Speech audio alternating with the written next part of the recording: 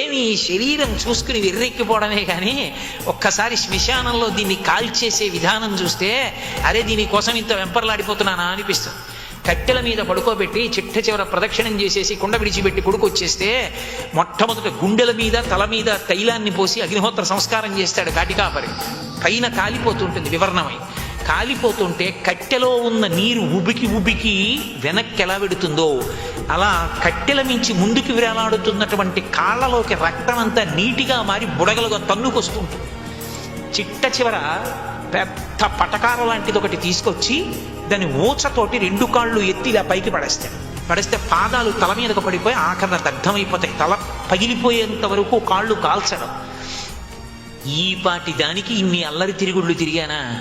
వీటితో ఒక్క ప్రదక్షిణం చేస్తే ఏమవుదునో, ఈ నోటితో ఒక్కసారి విష్ణు సహస్రం చదువుకుంటే ఏమవుదునో, ఈ చేతులతో ఆర్తితో ఉన్నవాడికి ఉపకారం చేస్తే ఏమవుదునో, పైకి లేచి వెళ్ళి నిలబడిన తరువాత ఏడుస్తూ అయ్యో దీన్ని ఉపయోగించుకోలేకపోయానని ఏడుస్తున్నప్పుడు ఓదార్చేవాడు లేకుండా అందరూ తిరిగి వెళ్ళిపోతుంటే అప్పుడు వాణ్ణి ఓదార్చేవాడు ఉండడని పార్వతి నేను శ్మశానంలో ఉండి ఏడవకురా ఇంకో ఉపాధిస్తానని వాడిని ఓదారుస్తున్నాను, నేను అక్కడ ఉండకపోతే వాడు చచ్చినవాడు చచ్చిపోతాడు అందుకున్నాను పార్వతి అని చెప్పాడు. అనుశాసనిక పర్వంలో పార్వతీదేవితో పరమేశ్వరుడు ఆయన ఉండడానికి చోటు లేక కాదు.